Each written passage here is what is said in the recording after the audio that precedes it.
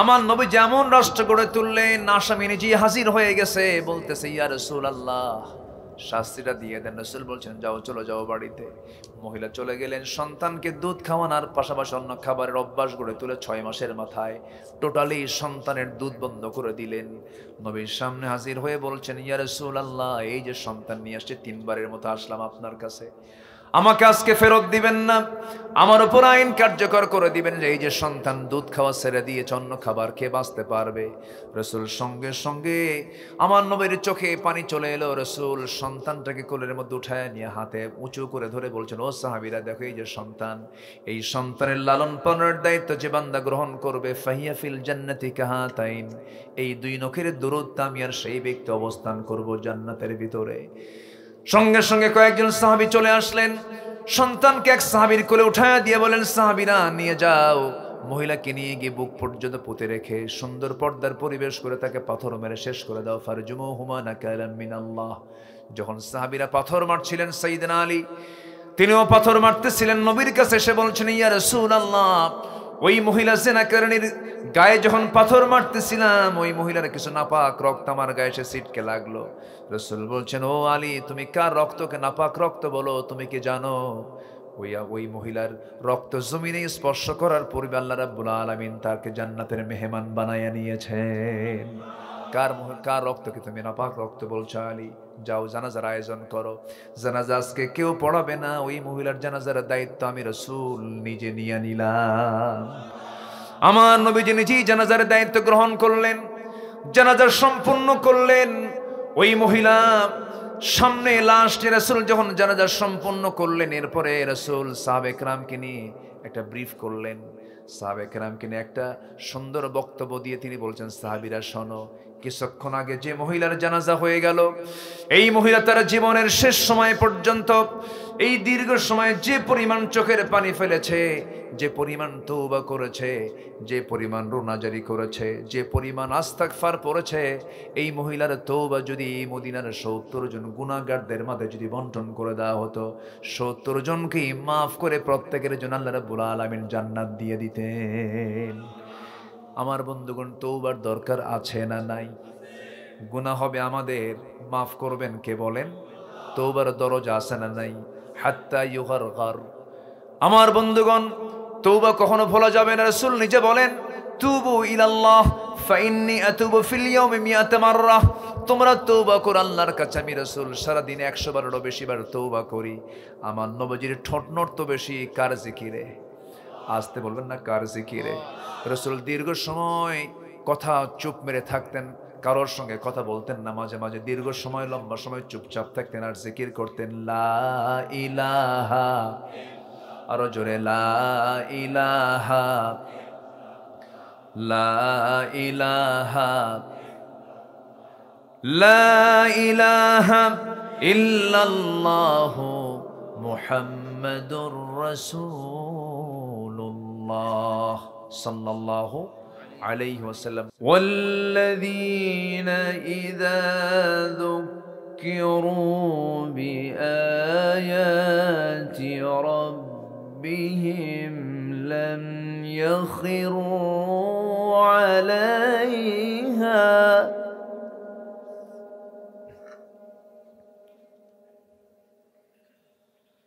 لم يخروا عليها صما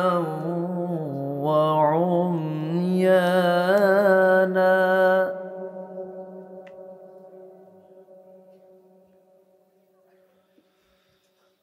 الله أكبر بسم الله الرحمن الرحيم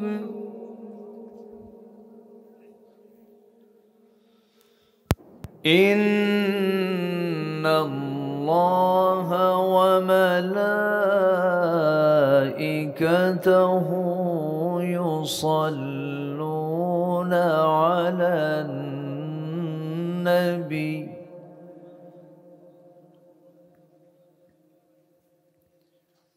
يا أيها الذين آمنوا صلوا عليه وسلموا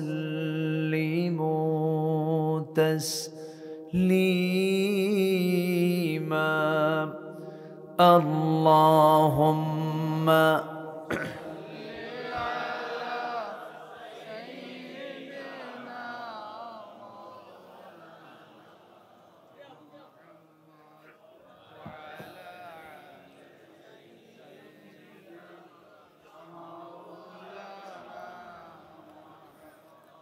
একটু মোহাব্বত দিয়ে নবীর প্রেমে মাতোয়ারা হয়ে জবান খুলে আওয়াজ দে সবাই বলুন আল্লাহুম্মা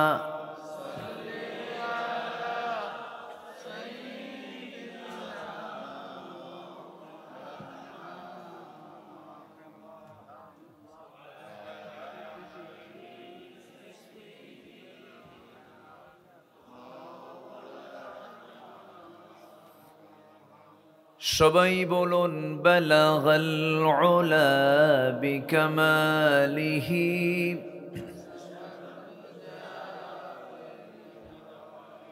حسنت جميع خصاله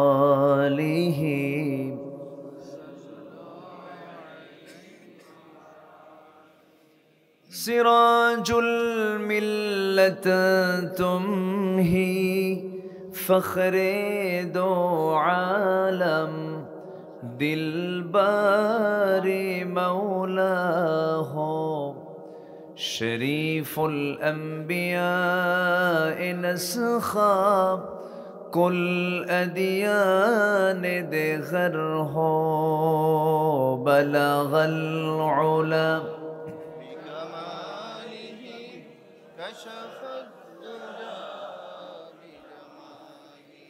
حسنت جميع خصاله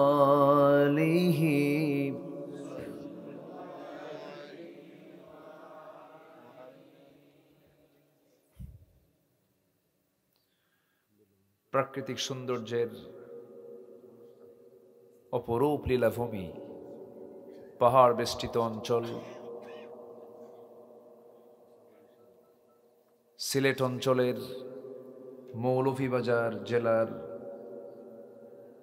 বড়লেখা উপজেলার পূর্ব মোহাম্মদনগর ইসলামী সমাজ কল্যাণ পরিষদ কর্তৃক আয়োজিত সপ্তম বার্ষিকী তাফসীরুল কোরআন মাহফিল 2024 আজকের এই মহৎ আয়োজনের সম্মানিত সুযোগ্য সভাপতি, আজকের এই মহৎ আয়োজনের সম্মানিত মেহমানবৃন্দ, বিশেষ করে বয়ান করেছেন আমার অত্যন্ত কাছের মুহতারাম মাওলানা মাহমুদুর রহমান দিলওয়ার হাফিজাহুল্লাহ, কথা বলেছেন মুহতারাম মাওলানা ইমরুল হাসান জাফরি হাফিজাহুল্লাহ। আজকের মাহফিলের বরেণ্য অতিথিবৃন্দ,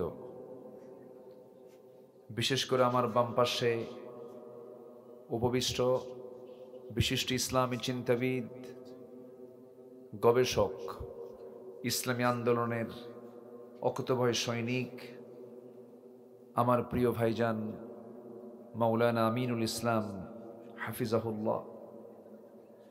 ডান পাশে যিনি বসে আছেন, বড়লেখার মাটি মানুষের হৃদয়ের স্পন্দন, ইসলামী আন্দোলনের বলিষ্ঠ কণ্ঠস্বর, জননেতা, সাবেক এক্স ভাইস চেয়ারম্যান মহোদয় জনাব এমাদুল ইসলাম ভাই, উপস্থিত আমার প্রিয় আরেকজন দ্বীনি ভাই মজলুম জননেতা জনাব ফয়সাল ভাই সহ উপস্থিত আমার প্রাণ প্রিয় সম্মানিত দ্বীনি ভাইরা, আজকের মাহফিলের প্রধান আকর্ষণ তো আপনারাই। আপনি না আসলে তো মাহফিল সফল হতো না। আমার প্রাণ প্রিয় দ্বীনি ভাইরা, আড়ালে বসে আছেন শ্রদ্ধেয়া সম্মানিতা মা বোনেরা। আলোচনার প্রথমে আনুষ্ঠানিকতার মধ্য দিয়ে আমার পক্ষ থেকে আবারও দিল খোলা সালাম, আসসালামু আলাইকুম ওয়া রাহমাতুল্লাহি ওয়া বারাকাতুহু। সালামের জবাব একটু ভিজা ভিজা মনে হলো। আসসালামু আলাইকুম ওয়া রাহমাতুল্লাহ। সবাই কেমন আছেন? এ তো মোহাব্বতের লক্ষণ। আল্লাহ তাআলা আমাকে আপনার মতোই, আপনার কাতারেই, আপনার সাথেই রেখেছেন। বলি আলহামদুলিল্লাহ। সম্মানিত হাজিরিন,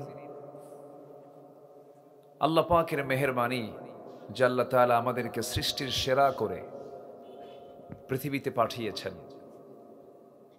দিয়েছেন বোঝার মতো কমন সেন্স, বিবেক দিয়েছেন, জ্ঞান বুদ্ধি বিবেক কর্মের স্বাধীনতা দিয়ে আল্লাহ তাআলা আমাকে আপনাকে দুনিয়াতে পাঠিয়েছেন, যা অন্য কোনো প্রাণীর মধ্যে আল্লাহ তাআলা তা দেননি। এবং এই জন্য আল্লাহ তাআলা আমাকে সৃষ্টির সেরা বানিয়েছেন। যে মহান আল্লাহ সুবহানাহু ওয়া তাআলা আমাকে আপনাকে সৃষ্টি করেছেন, সেই মহান রবের শানে বলে উঠছি আলহামদুলিল্লাহ। প্রাণ খুলে বলছি আলহামদুলিল্লাহ। চিৎকার মেরে বলছি আল্লাহুম্মা ইন্নী আসআলুকা আল হুদা ওয়াত তুকা ওয়াল আফাফা ওয়াল গিনা। সবাই বলি আল্লাহুম্মা আইন্নি আলা যিকরিকা ওয়া শুকরিকা ওয়া হুসনি ইবাদাতিকা। আমরা আল্লাহ তাআলার শুকর আদায় করে নিলাম। সম্মানিত হাজিরিন, আমি আলোচনার সূচনায় আমার অভ্যাস অনুযায়ী তেলাওয়াত দিয়ে শুরু করেছি সূরা ফুরকানের শেষ দিকের কিছু আয়াত। আল্লাহ তাআলা যে আয়াতের সারাংশে যেটা বলেছেন সেটা হলো, এমন কিছু আমল বান্দা যদি করে আল্লাহ তাআলা বান্দার গুনাহগুলোকে সওয়াব দিয়ে পরিবর্তন করে দিবেন। মানে কি, আল্লাহ তাআলা চান বান্দাকে নিষ্পাপ করে গুনাহমুক্ত করে জান্নাত দিয়ে দেওয়া। তো আমি সেই আয়াতকে সামনে রেখে কিছু কথা বলতে চাচ্ছি। আমাকে সবাই সময় দেবেন তো? কি যেন একটা আওয়াজ আমার এখানে কানে আসলো, কোনো আওয়াজ যেন কানে না আসে। পৃথিবীতে সেই লোকটাই সবচেয়ে বড় বেয়াদব যে কোরআনের মাহফিলে কোনো পরিবেশ ঘোলা করার জন্য যদি কোনো বিশৃঙ্খল পরিবেশ সৃষ্টি করতে চায়। ঠিক কি না? আমার নবীর সামনে দুজন সাহাবী, সাইয়েদনা আবু বকর এবং ওমর, এই দুজন সাহাবী নাম শুনেছেন তো? দুর্বল সাহাবী? কোনো সাহাবী দুর্বল না, দুর্বল বলাও ঠিক না। দুইজন সাহাবী একদম প্রথম কাতারের সাহাবী। এই দুজন সাহাবী নবীর সামনে কথা বলছিলেন। কথা বলতে বলতেই হঠাৎ করে দুজনের কথার আওয়াজটা আমার নবীর আওয়াজের চাইতে একটু বড় হয়ে গেছে, বুলন্দ হয়ে গেছে। আমার নবীজির মনোকষ্ট হলো, হারে আমার কথার চাইতে এরা বড় আওয়াজে কথা বলে। শুধু এতটুকুন সেন্সটা আমার নবীর ভিতরে কাজ করেছে, আল্লাহ সহ্য করেননি। আল্লাহ রাব্বুল আলামিন সঙ্গে সঙ্গে আয়াত নাযিল করে বললেন, লা তারফাউ আসওয়াতাকুম ফাওকা সাওতিন নবী। তোমরা তোমাদের আওয়াজটাকে নবীর আওয়াজের চাইতে বড় করো না। যদি করে ফেলো আন তাহবাতা আমালুকুম, তোমার জীবনের যত আমলগুলো আছে সমস্ত আমলগুলো কাঠ হয়ে যাবে, নিষ্ফল হয়ে যাবে। জোরে বলি নাউযুবিল্লাহ। তাহলে কোরআনের মাহফিলে, মসজিদের খুতবায় কি পরিবেশে বসতে হয়, কি আদব আখলাক নিয়ে বসতে হয়, এমন পদ্ধতি কোরআনে আছে না নাই? আসতে বলবেন না, আছে না নাই? সেই দিক লক্ষ্য রেখে আমি সবার কাছে করজোরে মিনতি জানাবো, যা হয়েছে ভুল তো হয়ই, তো যা হয়েছে হয়েছে। এখানে আমরা কবর দিয়ে কোনো ভুল বোঝাবুঝি না করে আমরা এখান থেকে সবাই শান্ত মনে, হৃদয়কে প্রশান্ত করে আমরা এখান থেকে বিদায় নেব। জোরে বলি ইনশাআল্লাহ। আমি মুসাফির মানুষ, দূর থেকে এসেছি। আমি সবাইকে নিয়ে সমন্বয় করতে চাই, যেন কেউ ভুল বোঝাবুঝি যেন না হয়। আমরাই তো, আমাদের আব্বা তো একজনই, আদম আমাদের বাপ, হাওয়া আমাদের কি মা। এটা ভাবলেই তো আর কিচ্ছু লাগে না। একটু চুপচাপ হয়ে আমরা বসে থাকি, যেন কোনো আওয়াজ আমাদের মাহফিলকে যেন বাধাগ্রস্ত না করে। আল্লাহ পাক সবাইকে ধৈর্য ধরার তৌফিক দান করুন, উদার চিত্ততা নিয়ে চলার তৌফিক দান করুন, ক্ষমা করে দেওয়ার চিন্তা মাথায় নিয়ে আসার তৌফিক দান করুন, প্রতিশোধ পরায়ণতা থেকে আল্লাহ তাআলা আমাদেরকে হেফাজত করুন। জোরে বলি আল্লাহুম্মা আমিন। সম্মানিত হাজিরিন, সম্মানিত ভাইয়েরা, মহান রব্বুল আলামিন আমাকে আপনাকে এই দুনিয়াতে পাঠিয়েছেন লক্ষ্যহীন করে না, লক্ষ্য দিয়ে। এটা লক্ষ্য দিয়ে কিন্তু আল্লাহ তাআলা আমাকে আপনাকে পাঠিয়েছেন। আল্লাহ আমাকে এমনি এমনি পাঠাননি, তিনি একটা উদ্দেশ্য আমাকে আপনাকে পাঠিয়েছেন। সে উদ্দেশ্য হচ্ছে আমার আল্লাহ তা'বুদু ইল্লা ইয়্যাহ যালিকা দ্বীনুল কাইয়্যিম। কারো গোলামি করা যাবে না, গোলামি করতে হবে কার? কারো ইবাদত করা যাবে না, ইবাদত করতে হবে কার? আল্লাহ তাআলা।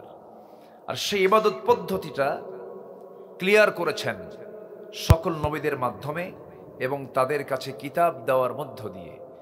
তো গতানুগতিকভাবে সর্বশেষ যে নবী, আমার নবী সরওয়ারে কায়নাত রাহমাতুল লিল আলামিন, রাহমাতে আলম, নবী মুকাররম জনাবে মুহাম্মদুর রাসূলুল্লাহ সাল্লাল্লাহু আলাইহি সাল্লামের কাছে সর্বশেষ একটি কিতাব নাজিল হয়, যে কিতাবকে নিয়ে আজকে আমাদের এই আলোচনার মাহফিল, আল কোরআন আল কারীম। এই কোরআন আল মাজিদ, কোরআন আল কারীম আল্লাহ তাআলা আমাকে আপনাকে দিয়েছেন শুধুমাত্র এটাকে ধর্মীয় কিতাব মনে করে নয়। আল্লাহ তাআলা এই কিতাব দিয়েছেন মানব জীবনের প্রতিটি অঙ্গনে যার যা প্রয়োজন, যেখানে যা প্রয়োজন সব আয়োজন এই কিতাবের মধ্যে আছে না নাই? আসতে বলবেন না, আছে না নাই? আছে। কিন্তু কেউ কেউ কোরআনটাকে শুধু ধর্মীয় কিতাব মানতে চান, নামাজের কিতাব মানতে চান, রোজার কিতাব মানতে চান। কিন্তু কোরআন যে একটি আইন এবং প্রশাসনের চলন্ত বিশ্বকোষ, এটা দিয়ে যে ক্যান্টনমেন্ট চলতে পারে, এটা দিয়ে যে রাষ্ট্র চলতে পারে, এটা দিয়ে যে সচিবালয় চলতে পারে, এটা দিয়ে যে আদালত চলতে পারে, এটা অনেক মুসলমান আমার দেশে মানতে চান না। অন্য ধর্ম তো দূরেই থাক, অনেক মুসলমান মানতে চান না। কেন মানতে চান না? এটার কারণ হচ্ছে তারা ব্যক্তিগত জীবনে ইসলামকে মানবেন, কিন্তু রাষ্ট্রীয় জীবনে, ব্যবসায়িক জীবনে, রাজনৈতিক জীবনে তারা মানবেন না। এতে তাদের দারুণ সমস্যা হয়, অনেক স্বার্থে আঘাত লেগে যায়। কিন্তু সোজা সাপটা কথা হচ্ছে, রসুলকে যারা তার ব্যক্তিগত জীবনে মানবে কিন্তু রাষ্ট্রীয় জীবনে মানবে না, এগুলো উম্মত নয়, এগুলো ভণ্ড, এগুলো প্রতারক। এরা কি? প্রতারক, ভণ্ড। এগুলো লোক তো আমার দেশের নাই মনে হয়। আসতে বলে আছে না নাই? আছে। এদেশে ইসলামী দল আছে না? আবার অন ইসলামী দলও আছে। দলের নাম ইসলাম না, তারা ইসলাম চায় না, এরকম দলও কিন্তু আছে। এবং এগুলো দল মুসলমানরাই করে। আছে কিনা বলেন? রাগ করতেছেন নাকি আপনারা? অনেক জায়গায় কিন্তু প্রশ্ন করে, হুজুর একটু বলে দিবেন কি কোন দলটা করব আমি? এরকম প্রশ্ন কিন্তু আসে। কোন দল আমার জন্য করা উচিত? আমি মুসলমান, অ্যাজ এ মুসলিম আমি কোন দলটা করতে পারি? এমন প্রশ্ন কিন্তু আসে। অবশ্যই জবাব দেবার দরকার কি আছে? আসতে বলে আছে না নাই? আছে।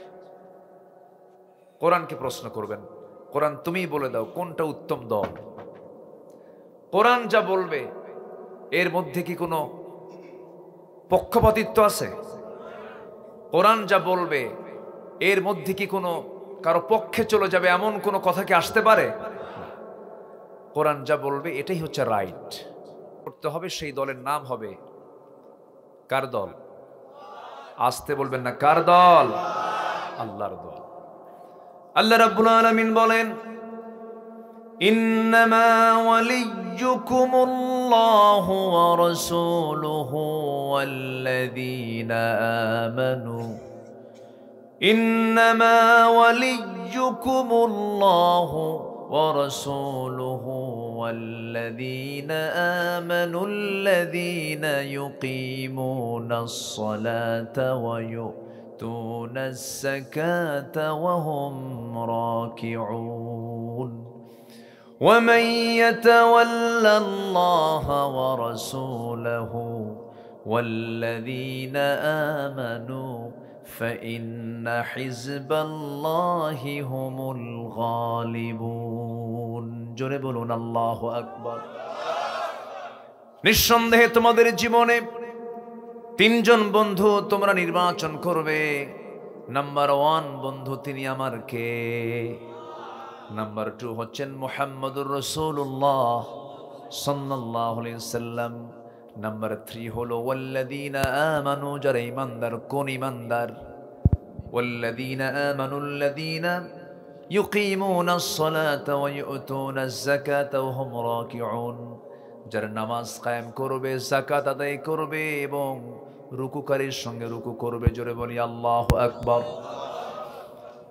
আল্লাহ বলছেন এইরকম ভাবে যারা আল্লাহ এবং রাসূলকে যারা অভিভাবক মনে করবে এবং ঈমানদারকে যারা বন্ধু বানাবে, আল্লাহ বলছেন এরাই হলো আল্লাহর দল। সেই দলটা অবশ্যই বিজয়ী দল। জোরে বলি সুবহানাল্লাহ। তাহলে যে দলের কার্যক্রম হবে নামাজ কায়েম, যে দলের কার্যক্রম হবে যাকাত প্রতিষ্ঠা করা, সেই দল করতে বলছেন তিনি কে? নামাজ কায়েম 53 বছরে দেখছেন কি কোথাও আমার দেশে? এই যে 53 বছর গেল আমার দেশ স্বাধীন হলো, স্বাধীন হয়েছে কোন সালে? প্রথম কোন সাল? একটু বলেন, আমরা একটু বলি। একটু রাগ করতেছেন নাকি আপনারা? প্রথম কোন সালে বলেন একটু, আমরা যারা ইতিহাস পড়েছি। না, এর আগে একটা হয়েছে। না, 52 তো ভাষা, বলেন একটু। 47। জি, এই তো মুরব্বীরা যারা আছেন তারা তো আরো ভালো বুঝবেন। তাহলে প্রথম ব্রিটিশ এই দেশ শাসন করেছে প্রায় 200 বছর। কত বছর বলেন তো? আমার কথা কি কষ্ট হচ্ছে আপনাদের? একটু জানা দরকার এগুলো। আমরা কি ঠকা ঠকতেছি একটু বোঝা দরকার। তো বহু ঠকা ঠকছে, আর ঠকবো না। 200 বছর ওই 23 জুন পলাশীর প্রান্তরে মির্জাফররা, ঘসিটে বেগমরা বেঈমানি করে ওই যে সূর্য ডুবে গেল, ব্রিটিশ এসে ব্যবসার নাম করে শুরু করলো হামরা ঠোমাডের সঙ্গে কিছু ব্যবসা করিঠে ছাই। ব্যবসা করতে করতে দেশ দখল কইরা সবকিছু লুটপাট করে ইউরোপ তারা গড়ে তুললো। ওরা হচ্ছে আন্তর্জাতিক চোর, ঠিক কিনা? ওদের সভ্যতা তৈরি হয়েছে আমার দেশের সম্পদ দিয়া। তো 180 থেকে 200 বছর শাসন করনি, শোষণ করে সব নিয়ে চলে গেছে।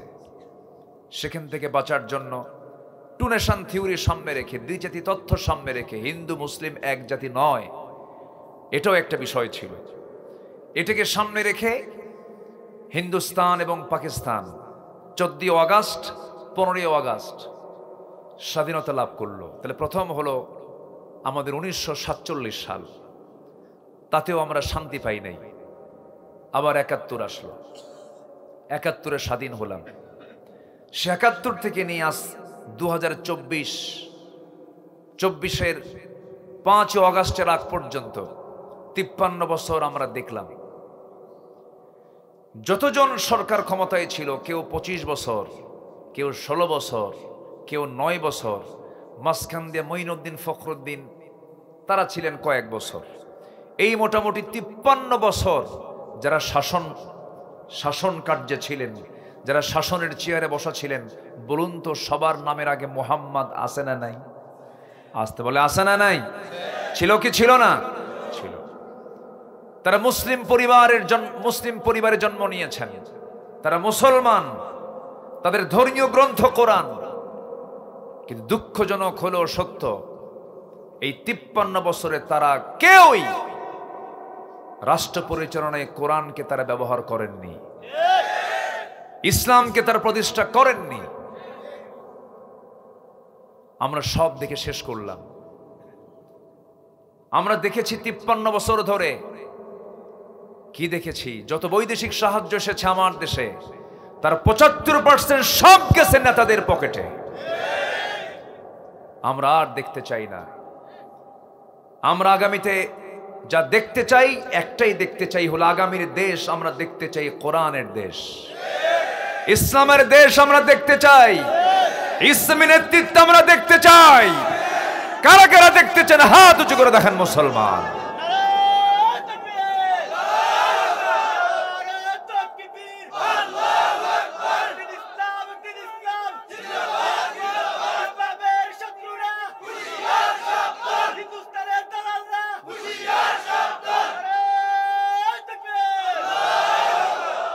আল্লাহ কবুল করুন।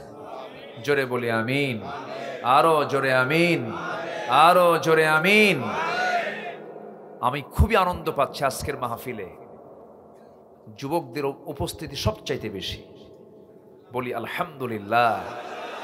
এটা ছিল না ভাই, এটা বছর 15 আগেও, 10 বছর আগেও খুব কম ছিল। যুবকদের উপস্থিতি মাহফিলে বেশি মানে এটা ইতিবাচক একটা দিক। বলি আলহামদুলিল্লাহ। আমি তো ভাবছিলাম যুবকরা মনে হয় শেষ হয়ে গেছে, ডিভাইস আসক্ত, মাদকাসক্ত, অসৎ নেতৃত্ব, নারী হাতে তুলে দেওয়া, জেনার পরিবেশ তৈরি করে দেওয়া, নোংরামিগুলো সবার হাতে হাতে ইয়াবা তুলে দেওয়া, এগুলোই তো চলেছে রাষ্ট্রীয়ভাবে, ঠিক কিনা বলেন? ভাবছিলাম মনে হয় যুবকগুলো মনে হয় একেবারে শেষই হয়ে গেল। না, জাতে মাতাল তালে ঠিক।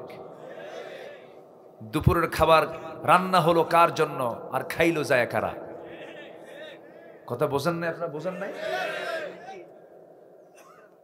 রিজিক কি জিনিস দেখেন। দুপুরে রান্না বান্না হয়েছে মুরগি দিয়ে রানছে। কি দিয়া? মুরগি দিয়া। খাবেন তিনি, কিন্তু খাইতে পারলেন না। যুবকরা এমন গরম হলো, বলল অনলি 45 মিনিটস, গো আউট। ঠিক কিনা? তোমরাই পারবে দেশকে আগামী দিনের জন্য প্রস্তুত করতে। আল্লাহু আকবার। কিন্তু একটু শর্ত আছে, সেটা হলো চরিত্র সুন্দর করতে হবে। কি করতে হবে? চরিত্র সুন্দর করতে হবে। এতিমের মতো গার্লস স্কুলের সামনে যে সিট হয়ে পড়ে থাকা যাবে না। কি কথা কি বোঝা গেল? বোঝা গেল? হ্যাঁ। মেসেঞ্জারে নক করা যাবে না, কোনো লাইলি খোঁজা যাবে না। যা খুঁজবা বিয়ার পরে বৈধ কই দাও। আকাম কুকাম করলে কোন আদর্শ সফল হতে পারে না, কোন বিজয় আল্লাহ পাক আমাকে আপনাকে দিবেন না। এই জন্য চরিত্র সুন্দর করতে হবে। আল্লাহ তাআলা বিভিন্ন জায়গায় চরিত্র সুন্দর করার জন্য বহু ওয়াজ করেছেন। ওয়াজ তো কোনো বান্দার না, ওয়াজ মূলত কার বলেন তো? আল্লাহ। ওয়াজ কি কোনো বান্দার হয়? আমি কি আমার ওয়াজ করতে আসছি? এনামুল ভাই, আমিনুল ভাই যে কথা বলেন, তিনি কি তার ওয়াজ করছেন? না। ওয়াজ কোনো বান্দার নয়, ওয়াজ মূলত আল্লাহর। আল্লাহ রাব্বুল আলামিন বলেন, ইন্নাল্লাহা ইয়া'মুরু বিল আদলি ওয়াল ইহসানি ওয়া ইতা'i যিল কুরবা ওয়া ইয়ানহা আনিল ফাহশাই ওয়াল মুনকারি ওয়াল বাগি ইয়া'ইযুকুম লা'আল্লাকুম তাযাক্কারুন। আল্লাহ ওয়াজ করেন, আমাদেরকে তিনি ওয়াজ শোনান। আমার বন্ধুগণ, সবচাইতে বড় চ্যালেঞ্জ হলো যুবকরা যারা আসছো, ম্যাক্সিমাম যুবক, দাড়ি পাকা লোকগুলো এখানে দু একজন আছেন। খুব খুশি হয়েছি আমি। দু একজন, এই যে একজন পাইছে, এখানে কিছু পাইছে, দু একজন আছে। আমি খুবই আনন্দিত আজকের মাহফিলে, জানেন। দেখেন না, আল্লাহু আকবার। খুব কম পাওয়া যায় কিন্তু এটা। আলহামদুলিল্লাহ।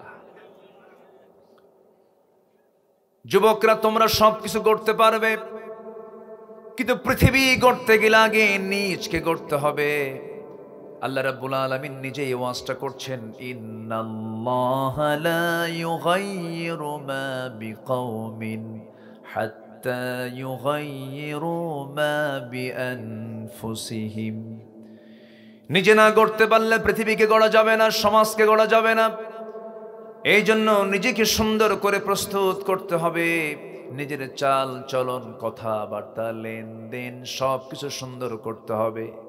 আমার নবীজি পৃথিবীতে কেন এসেছেন আপনি প্রশ্ন করুন ইসলামকে। রাসূল নিজে বলেছেন, বুইসতু লিউতাম্মিমা মাকারিমাল আখলাক।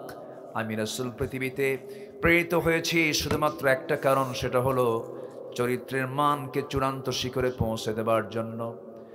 মানুষের চারিত্রিক মানকে তার চূড়ান্ত লেভেলে পৌঁছে দেবার জন্য আমি পৃথিবীতে প্রেরিত হয়েছি। আমার বন্ধুগণ, আমার নবীজি যে যুগে এসেছিলেন সে যুগের মানুষগুলো কত খারাপ ছিল।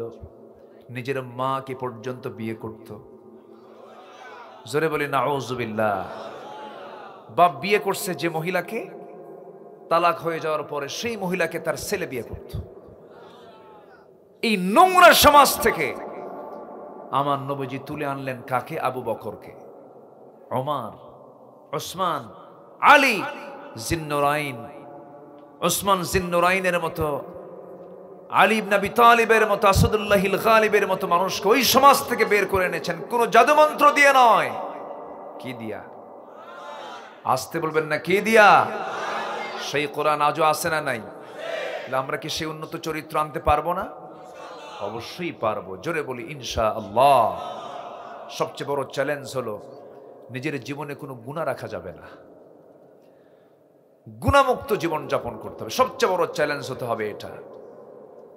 সবচেয়ে শ্রেষ্ঠ ক্যারিয়ার হচ্ছে যার জীবনে গুনাহ কম। গুনাহ নাই তা তো হবে না। বান্দা যার নাম তার তো গুনাহ হবেই। হঠাৎ করে নজর চলে যায় তো বেগানা নারীর পরিমাণ এখন সমাজে কম না বেশি? বেশি। তাকানো যাবে না। মন চাবে যে একটু তাকাই। মন তো ছোট, মন তো ফাঁকি দিতে চায়। নফস খুব দুষ্ট জিনিস। ওয়া উহদিরাতিল আনফুসিশ শুহা। প্রত্যেকটা অন্তর সংকীর্ণতা সহ উপস্থাপিত। মন ছোট জিনিস, কিন্তু মন চাইলেই তা করা যাবে না। নারীর দিকে তাকানো যাবে না। আজকের সবচেয়ে বড় ফিতনা ইউরোপ আমেরিকা ছড়িয়ে দিয়েছে হলো নারীকে তারা উলঙ্গ করে বাইরে বের করে দিয়েছে। এক্ষেত্রে মুসলিম পরিবারও তারা সফল হয়েছে। ওরা তো উলঙ্গ হয়েছেই, মুসলিম পরিবার থেকেও সব উলঙ্গ করে ঘর থেকে বের করে দিয়েছে। এতে ওরা বিফল না সফল? সফল।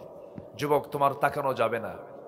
হঠাৎ করে একটা নজর দিয়েছ, ভুল হয়ে গেছে, আস্তাগফার পরে মাথাটা নিচু করে নিবা।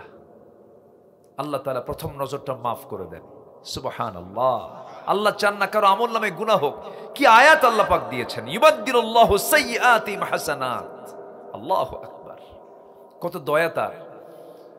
প্রথম নজরটা মাফ, কিন্তু দ্বিতীয় নজরটা হয়ে যাবে পাপ। কি যেন দেখলাম, আবার একটু দেখি তো, তখন কি হবে? গুনাহ হয়ে যাবে। অনেকদিন আগে, বছর 13-14 বছর আগে, এক যুবক আমার এই ওয়াজ শোনা মাত্রই পাশে দাঁড়ায় থেকে বলে, হুজুর তাহলে এক নজরে এক তালে 1 ঘন্টা তাকায় থাকলে কি হবে? জোরে বলি নাউজুবিল্লাহ। তাকানো যাবে না। আল্লাহ রাব্বুল আলামিন বলেন, ইন্নাস সামআ ওয়াল বাসারা ওয়াল ফুআদা কুল্লু উলাইকা কানা আনহু মাসউলা। শ্রবণ শক্তি, দৃষ্টি শক্তি, অন্তর শক্তি সব একদিন জিজ্ঞাসিত হবে। আল্লাহর আদালতের সামনে হাজির হয়ে যাবে সব। প্রশ্ন করবেন, আল ইয়াউমা নাখতিমু আলা আফওয়াহিহিম ওয়া তুকাল্লিমুনা আইদিহিম ওয়া তাশহাদু আরজুলুহুম বিমা কানু ইয়াকসিবুন। জোরে বলুন আল্লাহু আকবার। সাক্ষ্য দেবে তোমার হাত, সাক্ষ্য দেবে তোমার পা। মুখ দিয়ে চাপা মেরেছ দুনিয়ার জীবনে, সেদিন চাপাবাজি চলবে না। কি চাপা মারলো? খেলা হবে। মারছে না চাপা? মারছে না? বেচারা যে গেল কই বুঝলাম না কিছু।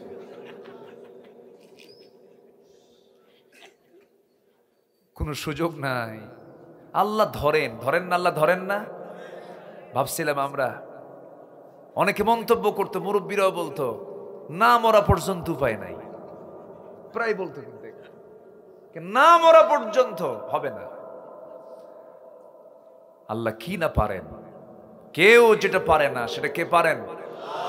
আসতে বলবেন না, কে পারেন? আল্লাহ পারেন। অহংকার দেখানো যাবে না, অহংকার মারাত্মক জিনিস। ফেরাউনের সবচেয়ে বড় দোষ ছিল কি বলেন তো? অহংকার। শয়তানের সবচাইতে 1 নম্বর দোষ কি ছিল বলেন তো? অহংকার। অহংকারে শয়তান গেছে, অহংকারে ফেরাউন গেছে। ফেরাউন আরেকটা দোষ ছিল, ক্ষমতার খুব নেশা ছিল, যত কিছুই হোক ক্ষমতা ছাড়বো না। বিগত 16 বছরে যারা ছিল তাদের কি দোষ ছিল বলেন? ক্ষমতা ছাড়া যাবে না। তাহলে মিল আছে না নাই? মিল আছে না নাই? যখন ফেরাউন বলে আনা রব্বুকুমুল আ'লা, আমি সবচেয়ে বড় রব, আল্লাহ কয় তোরে পানিতে চুবাবো, থাম। সুবান আল্লাহ সুবান নাই, পানিতে চুবান নাই, চুবাই দিয়েছেন। যখনই বলেছে রাজাকারের নাতিপুতিরা চাকরি পাবে, বলেন তো এটা কি বিনয়ের কথা না অহংকারের কথা? আল্লাহকে থাম, দিল্লি পাঠায় দিলাম। আসতে কোন কেন? আসতে কোন কেন? অহংকার করা যাবে না। একদিন সাইয়েদনা ওমর ফারুকের সামনে এক সাহাবী ওই হাদিসটা বলছেন, যার মধ্যে চুল পরিমাণ অহংকার থাকবে, লা ইয়াদখুলুল জান্নাহ, সে জান্নাত পাবে না। এই হাদিসটা শোনার সঙ্গে সঙ্গে সাইয়েদনা ওমর ফারুক রাদিয়াল্লাহু আনহু শিশুর মতো ডুকরে ডুকরে কাঁদতেছেন, হাউমাউ করে কাঁদতেছেন, আল্লাহর সামনে রোনা জারি করছেন, হারে অর্ধ দুনিয়ার শাসনকর্তা আমি, আমারও তো মাঝে মাঝে মনে হয় আমি একজন শাসনকর্তা। কাঁদতেছেন।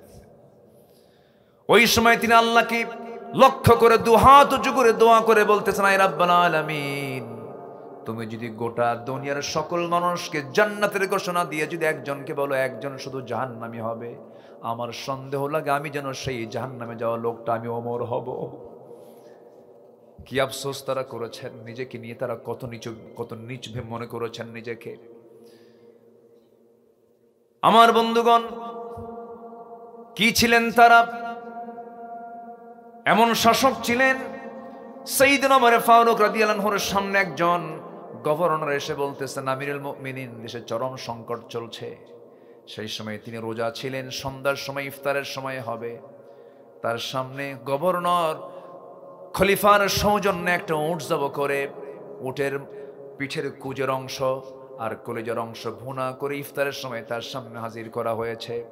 সাইয়েদনা ওমর ফারুক বলছেন, ও গভর্নর, তুমি আমার জন্য কি খাবার এনেছো?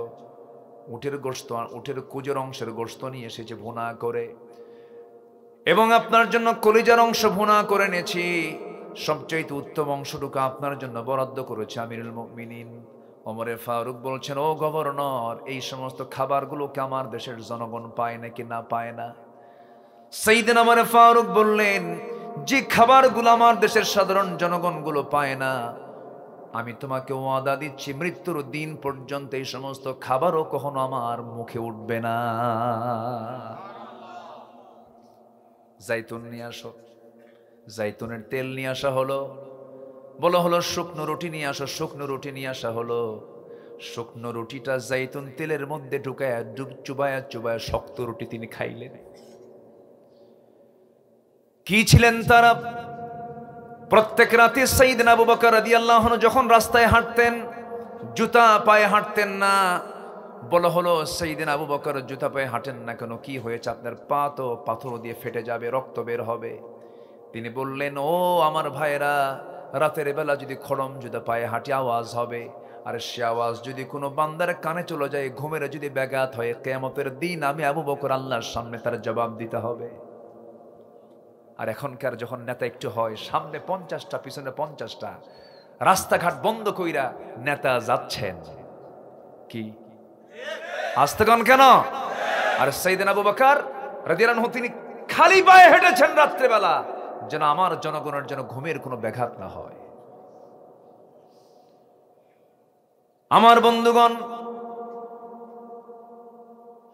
খিলাফতের দায়িত্ব যখন প্রথম খলিফা পেলেন সাইয়েদনা আবু বকর রাদিয়াল্লাহু তাআলা আনহু, যেদিন প্রথম খিলাফতের দায়িত্ব পেয়েছেন, তার এক প্রতিবেশী ছিলেন বুড়ি মহিলা, স্বামী নাই, ছেলে নাই, সব মরে গেছে তার। তাকে দেখার মতো কেউ নাই, চোখে কম দেখতেন তিনি। প্রত্যেকটা দিন তাকে খেদমত করে আসতেন, শেষ রাতের দিকে যেতেন, বুড়ি মহিলার জন্য পানির জোগাড় করতেন, কাপড় চোপড় ধুয়ে দিতেন, রান্না বান্না করতেন, খাবারগুলো জোগাড় করে দিয়ে তিনি চলে আসতেন ফজরের আগ দিয়ে। সাইয়েদনা ওমর ফারুক রাদিয়াল্লাহু আনহু একদিন ওই মহিলার খেদমত করার জন্য তার দরজার কাছে গিয়ে নক করছেন। বুড়িমা খেদমত লাগবে নাকি না, একজন খেদমত করে গেছে। ভাবলেন এই মক্কার মধ্যে কোন লোকটাই বুড়ির খেদমত করে, আমি তা দেখতে চাই। 2-3 দিন দেখার চেষ্টা করে দেখেন, একদিন কেউ না, প্রথম খলিফা আবু বকর। জোরে কোন সুবহানাল্লাহ। খলিফা ওমর ফারুক রাদিয়াল্লাহু আনহু প্রথম খলিফাকে ধরে ফেললেন। আমিরুল মুমিনিন, সব দায়িত্ব আপনি পালন করবেন, আপনার তো বাঁচতে হবে, এই দায়িত্বগুলোকে আমাদেরকে দেওয়া যায় না নাকি? সাইয়েদনা আবু বকর বলছেন, ওমর, কিয়ামতের দিন আমার আমলনামা তোমার পিঠে যাবে না, তোমার আমলনামা আমার পিঠে আসবে না, আমাকে কাজগুলো করতে দাও। 2 বছর খেলাফতের দায়িত্ব পালন করার পর যখন তার ইন্তেকাল হয়ে গেল, খেলাফতের দায়িত্ব গ্রহণ করলেন দ্বিতীয় খলিফা ওমর ফারুক রাদিয়াল্লাহু তাআলা আনহু। ওই বুড়ি মহিলার বাড়িতে কে খেদমত করবে, এই খেদমতের দায়িত্ব গ্রহণ করলেন দ্বিতীয় খলিফা। চলে গেছেন শেষ রাত্রে খেদমত করার জন্য, খাবার দাবার সব প্রস্তুত করে, পানিগুলো জোগাড় করে দিয়া, গোসল টোসল সম্পন্ন করায় দিয়া, ব্যবস্থাপত্র করে তিনি যখন ঘর থেকে বের হয়েছেন, বুড়ি মহিলা যখন খেতে বসেছেন, খেজুর যখন খাওয়া শুরু করেছেন, খেজুর খেতে নিয়ে খেজুরের মধ্যে বিচি দেখে তিনি অনুমান করলেন, আহারে আমার আগের খাদেম দুনিয়াতে মনে হয় নাই, কারণ আমার আগের খাদেম আবু বকর যখন আমার খেদমতের জন্য আসতো, খেজুর শুধু ধুয়ে নয়, খেজুরের বিচিটা ফেলে দিয়ে আমার জন্য সুবিধা করে যেত। জোরে বল সুবহানাল্লাহ। আমার ভাইরা, এই শিক্ষাগুলো কোন জায়গা থেকে আসে নাই? দুনিয়ার কোন সাধারণ কোন ব্যক্তি তাদেরকে শিক্ষাগুলো শিখায় দেয় নাই, কোরআন থেকে রাসূল তাদেরকে শিক্ষা দিয়েছেন। ইয়াতলু আলাইহিম আয়াতিকা ওয়া ইউআল্লিমুহুমুল কিতাব ওয়াল হিকমাহ। আমার নবী কোরআন দিয়ে তাদেরকে সুন্দর করে নার্সিং করেছেন। আবু বকরের মতো একটা মানুষ কি কিয়ামত পর্যন্ত আর আসবে নাকি? আসতে বলবেন না, আসবে নাকি? কিন্তু যে যুগে আবু বকর জন্ম নিয়েছেন, সেই যুগের মানুষগুলো কত নোংরা ছিল, মদ পানির চাইতে বেশি খেত, জেনা তাদের কাছে কমন জিনিস ছিল, খুন কাবদলা খুন ছিল যাদের নিত্য নৈমিত্তিক ব্যাপার। ওই ঘুরে ধরার সমাজকে যদি রাসূল যদি চেঞ্জ করে যদি শ্রেষ্ঠ সমাজ বানাতে পারেন, খায়রুল কুরুনি কারনি সুম্মাল্লাযীনা ইয়ালুনাহুম, এমন শ্রেষ্ঠ সোনালী যুগ যদি রাসূল উপহার দিতে পারেন, আমার বিশ্বাস যুবকরা তোমরা যদি কোরআন কিনে সামনের দিকে এগিয়ে পড়ো, এগিয়ে আসো, গোটা দেশের গোটা বিশ্বের জন্য একটা মডেল হবে বাংলার জমিন। জোরে বলি ইনশাআল্লাহ।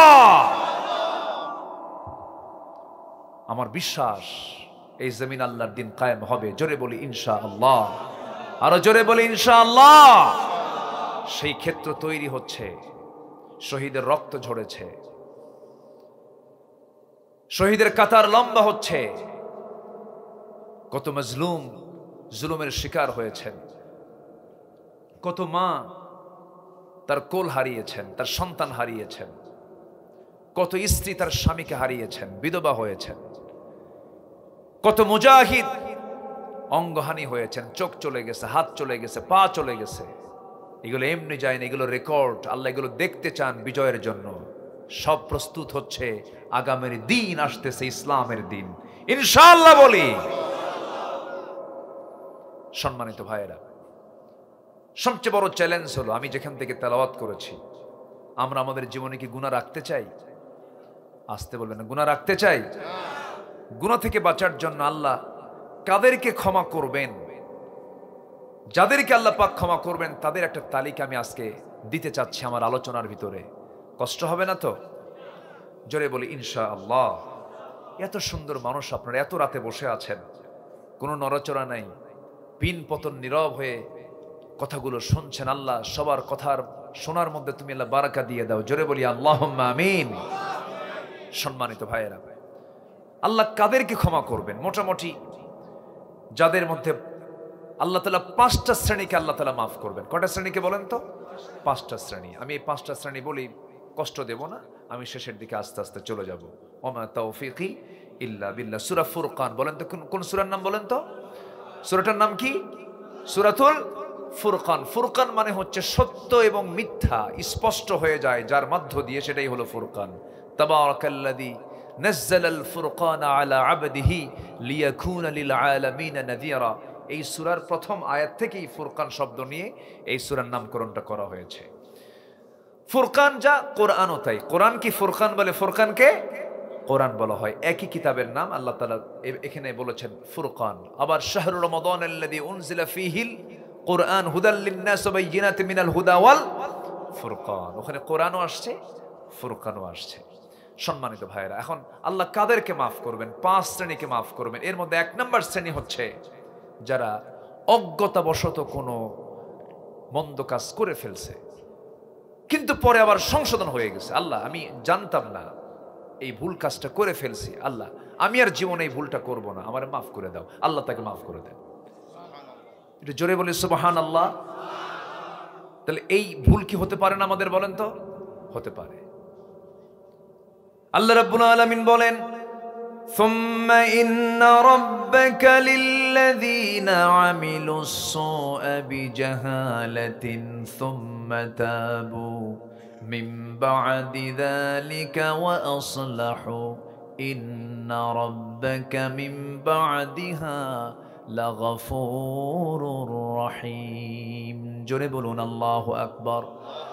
সূরাতুন নাহল ভার্স নাম্বার, আয়াত নাম্বার 119, 119 নম্বর আয়াত। আল্লাহ রাব্বুল আলামিন বলেছেন, বান্দারে বিজাহালাতিন, কোনো যদি অজ্ঞতার কারণে কোনো ভুল হয়ে যায়, আমার কাছে মাফ চাবি বান্দা। মাফ চাইতে দেরি, আমার মাফ করতে দেরি নাই। আল্লাহ আমাকে বেশি ভালোবাসেন না আমি আল্লাহকে বেশি ভালোবাসি? অনেকে চিন্তায় পড়ে গেছেন। আমাকে আল্লাহ বেশি ভালোবাসেন না আমি আল্লাহকে বেশি ভালোবাসি? হ্যাঁ, আল্লাহ আমাকে বেশি ভালোবাসেন। কত বিড়ি খায়, আল্লাহ আমার কিচ্ছু কয় না। এই জাতি যে কত বিড়ি খায়, হায় রে হায়। শীতের দিনে বিড়ি কমে না বাড়ে? অর্থমন্ত্রী কোন এলাকার বেশি ছিল বলেন? সিলেট। অর্থমন্ত্রীদেরকে ধন্যবাদ জানাই। যত বাজেট হয়েছে এই দেশে, প্রত্যেক বাজেটে বিড়ির দাম বাড়তো, কমতো না। কিন্তু যারা বিড়ি খায় তারা কয় বাড়ি বেঁচে হলেও বিড়ি খাবো। তুই বাজেট বাড়াবি না কমাবি, তোর কাজ। এত খাওয়া খায়, কি টান দেয়, এক টানে ধোয়া 3 তলায় পাঠায়। আছে না নাই বলেন তো? আছে। আমরা খাবো না, কোনো নেশার দিকে যাব না। জোরে বলি ইনশাআল্লাহ। কত টাকা খরচ হয় যদি এই জাতি যদি সিদ্ধান্ত নিত যে আজকের থেকে বিড়ি খাওয়া বন্ধ, 18 কোটি কেউ আমরা বিড়ি খাবো না। এটা বিশাল বাজেট তো। এটা যেই বাজেটের যে মানে স্মোকিং এর চুল পরিমাণ কোনো শারীরিক কোনো উন্নতি মানে কল্যাণ নাই, ক্ষতি ছাড়া কিচ্ছু নাই, সব শুধু ক্ষতি। আবার মাহফিলে এসে প্রশ্ন করে, হুজুর বিড়ি খাওয়া কি জায়েজ আছে? মানে উনি জায়েজের চেষ্টায় আছেন। আল্লাহ তুমি সকল নেশা থেকে জাতিকে হেফাজত করো। জোরে বলি আল্লাহুম্মা আমিন। তাহলে ঘন ঘন বিড়ি খেলে কি আল্লাহ ছাড়বেন বলেন তো? এটা তো বুঝতেইছি বিড়ি খেলে লাঞ্চ নষ্ট হয়, এটাও তো একটা গুনাহ। এটা গুনাহ কিনা বলেন? চুপ করে আছে, কেউ কিচ্ছু কয় না। এই বিড়ি খাওয়া কি সওয়াবের কাজ? সওয়াবের কাজ যদি না হয় তাহলে কি গুনাহও না সওয়াবও না, এর মাঝামাঝি নাকি? যেটাই ক্ষতি আমার জন্য, শরীরের জন্য, সেটাই কোনোদিন সওয়াব হতে পারে না। ঠিক না? দা মা ইউরবিক ওয়া ইলা মা লা ইউরবিক। ছেড়ে দাও সেই সমস্ত কাজ যা তোমাকে সন্দেহের মধ্যে ফেলে দেয়। আমরা খাবো না, নেশার দিকে যাব না। জোরে বলি ইনশাআল্লাহ। বহুদিন আগে এক মাহফিলে, এটা হবে মনে হয় নীলফামারীর দিকে, আমি এক মাহফিলে যখন এই বিড়ি জাতীয় কথা বলতেছি, এক মুরব্বীর সামনে দাঁড়ায় বলে, হুজুর একটা প্রশ্ন আছে। কি হুজুর? বিড়ি না খেলে তো আমার মাথা ঠিক হয় না, তো এটা কি মানে আসলেই খাওয়া যাবে না? মানে ওনার মানে খুব চিন্তা পড়ে গেছে। নেশাটার উপরে আলোচনা করতেছি, উনি মানে খুব আবেগ আপ্লুত হয়ে পড়ছেন। হুজুর আমি তো এটা ছাড়া থাকতেই পারি না। মানে মানুষের মহব্বতটা হয় না বোন। অনেক লোক আছে হজ করতে যায়, হজও করে, বিড়ি মদও খায়। হওয়ার শেষ মদ খাওয়া শুরু, আছে না নাই? সকল নেশা থেকে আল্লাহ তাআলা মুসলিমদেরকে হেফাজত করুন, জোরে বলি আমিন। মদ্যপানের শাস্তি আছে না নাই বলেন তো? সাইয়েদনা ওমর ফারুক তার ছেলেকে দিয়েছিলেন শাস্তি, মারতে মারতে শেষ পর্যন্ত মরেই গেছে। আমার বন্ধুগণ, কোন নেশার দিকে যাওয়া যাবে না, কোন পাপের দিকে যাওয়া যাবে না। কোনো যদি ভুল হয়ে যায় আল্লাহর কাছে রোনাজারি করে মাফ চেয়ে নেব। আমাদের মাফ চাইতে দেরি হয়ে যাবে, কিন্তু আল্লাহ রাব্বুল আলামিন মাফ করতে দেরি করবেন না। আল্লাহ বলছেন, বান্দা আমার দিকে 1 হাত আগাবি, আমি তোর দিকে 10 হাত আগাবো। আমার দিকে হেঁটে হেঁটে আসবি, আমি তোর দিকে দৌড়ায় দৌড়ায় যাব। বান্দা তুমি আমার কাছে চাবে, এই পৃথিবীর মানুষ অন্য মানুষকে যদি বারবার ডাকে, পাশে আমার আমিন ভাই বসে আছেন, আমি যদি বারবার বলি আমিন ভাই আমিন ভাই আমিন ভাই, খেপে যাবেন, বিরক্ত হবেন। ইমাদ ভাই ইমাদ ভাই ইমাদ ভাই বারবার বলবো, বিরক্ত হয়ে যাবে, বলবেন এত ডাকিস কেন? কিন্তু আমার আল্লাহ এমন রব, আমার আল্লাহর নাম যত বেশি নেওয়া যায় আমার আল্লাহ তত বেশি রাজি খুশি হয়ে যান। আমার আল্লাহ ডাকলেই বেশি খুশি হয়ে যান। ফাযকুরুনি আযকুরুকুম, তুই আমারে জিকির কর, আমি তোরে জিকির করব, আমি তোকে স্মরণ করব, আমি তোকে ভুলবো না রে বান্দা। আমি তোকে অনেক দয়া মায়া করে দুনিয়াতে সৃষ্টি করে তোকে পাঠিয়ে দিয়েছি, সেজদা দিবি, তোর সমস্ত গুনাহগুলো আমি আল্লাহ মাফ করে দেব। বান্দা যখন ওযু বানায় হাতের সগীরা গুনাহগুলো মাফ হয়ে যায়, যখন মুখমণ্ডল ধৌত করে মুখের সগীরা গুনাহগুলো মাফ হয়ে যায়, 2 হাত যখন ধৌত করে হাতের সগীরা গুনাহগুলো মাফ হয়ে যায়, মাথা যখন মাসে করে মাথার সগীরা গুনাহগুলো মাফ হয়ে যায়, 2 পা যখন ধৌত করে 2 পায়ের সগীরা গুনাহগুলো মাফ হয়ে যায়। এই ঠান্ডার ভিতরে বান্দা কুয়াশা শিশিরকে অতিক্রম করে যে বান্দা ফজর নামাজ পড়ার জন্য বাড়ি থেকে বের হয়ে যায়, প্রত্যেকটা কদমে কদমে নেকি লেখা শুরু হয়ে যায়। নামাজে যখন বান্দা দাঁড়ায় আমার আল্লাহ বান্দার সামনে দাঁড়ায়া যান। বান্দা যখন সূরা ফাতিহা বলে আলহামদুলিল্লাহি রাব্বিল আলামিন, আল্লাহ বলেন হামিদানি আবদি। আর রহমানির রহিম, আল্লাহ বলেন মাজ্জাদানি আবদি। বান্দা যখন বলে মালিক ইয়াউমিদ্দিন, আল্লাহ বলেন মাজ্জাদানি আবদি। ইয়্যাকা না'বুদু ওয়া ইয়্যাকা নাস্তাঈন পর্যন্ত যখন বান্দা বলে আল্লাহ বলেন হাদা বাইনি ওয়া বাইনা আবদি, বান্দা তুই আমার কাছে কি চাস প্রাণ খুলে চেয়ে নে। ইহদিনাস সিরাতাল মুস্তাকিম থেকে শুরু করে ওয়ালা দাল্লিন পর্যন্ত যখন বান্দা বলে, আল্লাহ বলেন বান্দার এতক্ষণ ধরে নামাজের মধ্যে তুই আমার কাছে যা কিছু চাইলি সব চাও আমি আল্লাহ রাব্বুল আলামিন কবুল করলাম রে বান্দা। বান্দা যখন রুকুতে যায় আল্লাহ তখন অস্থির হয়ে যান। বান্দা যখন সেজদায় যায় আল্লাহর সমস্ত ফেরেশতাকে ডাক দিয়ে বলেন, ফেরেশতারা দেখ এই বান্দাগুলো ফিতনার দুনিয়াতেও ফিতনার মধ্যে না জড়িয়ে পড়ে আমাকে খুশি করার জন্য কেমন করে তার পবিত্র অংশটুকু মস্তকটা আমার সম্মানে লুটিয়ে দিল। আমাকে না দেখে, রাসূলকে না দেখে, কোরআনকে বিশ্বাস করে তোরা সাক্ষী থাক ফেরেশতারা এই সমস্ত বান্দার জীবনের গুনাহগুলো মাফ করে আমি তাদের জন্য জান্নাতের বাজেট পাস করে দিলাম। নামাজের দরকার আছে না নাই বলেন? আমি আসতে নিয়া এক যুবক আমাকে বলছে, হুজুর একটু নামাজের কথা বলবেন। যুবকরা মাহফিল করে কিন্তু নামাজ পড়ে না, আসতে কয়। তাহলে কেমন হলো বলেন? মাথায় টুপি আছে কিন্তু পরনে লুঙ্গি নাই। রাগ করলেন কি? মনে কষ্ট দিলাম নাকি? নামাজ পড়ার দরকার আছে না নাই? নামাজ সবার পড়া সবার আগে, কিয়ামতের দিনে প্রশ্ন আগে। দুনিয়া তো মুমিন চেনার একমাত্র দিক হচ্ছে 1 নাম্বার হলো নামাজ। আল ফারকু বাইনাল মুমিন ওয়াল কাফির তারকুস সালাহ। নামাজ। যে নেতা তোমাকে নামাজের কথা বলে না, কিসের নেতা তোমার? যে নেতা তোমাকে পরকালের কথা বলে না, কিসের তোমার নেতা সে? যে নেতা তোমার হাতে মদের বোতল তুলে দেয়, কিসের নেতা সে? এই সমস্ত নেতাগুলো যারা তোমাদের সামনে আবার আসতে চায়, জুতা বেটা করবা, মুখে থুতু মারবা। বহু ফাঁকি দিছে ওরা, আর ফাঁকিতে পড়তে চাই না। জোরে বলি ইনশাআল্লাহ, আরো জোরে বলি ইনশাআল্লাহ। আমরা সেই নেতৃত্ব দেখতে চাই যে নেতৃত্ব আমরা আখিরাত পর্যন্ত দেখতে চাই। ইয়াওমা নাদউ কুল্লা উনাসিম বিইমামিহিম, প্রত্যেক ব্যক্তিকে তার নেতা সহ আল্লাহর সামনে ডাকা হবে। আল্লাহু আকবার বলেন। এজন্য নেতা নির্বাচনে চিন্তা করার দরকার আছে না নাই? চিন্তা করতে হবে যে নেতাটা কিয়ামতের দিন আমার কোনো কাজে আসবে কিনা, এটাকে চিন্তা করে এরপরে ভাবতে হবে। রাগ করলেন? নাম্বার 2, একটা হলো অজ্ঞতাবশত কোনো মন্দ কাজ করে ফেলছি, চট করে আল্লাহর কাছে সংশোধন করে বললাম, আল্লাহ আমি আর জীবনে ভুল করব না, আল্লাহ আমারে মাফ করে দাও, যা আমি তোকে মাফ করে দিলাম। নাম্বার 2 হলো তওবার পরে ঈমান এবং সৎকর্মের মাধ্যমে যদি পাপগুলো পুণ্য দ্বারা পরিবর্তন হয়ে যায়, যেটা আমি যেখান থেকে তেলাওয়াত করেছি, যদি কেউ তওবা করে এবং ঈমান এবং ভালো না আমল করে, আল্লাহ তাআলা তার সমস্ত পাপগুলোকে পুণ্য দিয়ে সওয়াব দিয়ে ভরপুর করে দেন। জোরে বলি সুবহানাল্লাহ। আমি কি দোয়া করে দেব? 2-1 যে ওঠে, এই যে ভাইজান,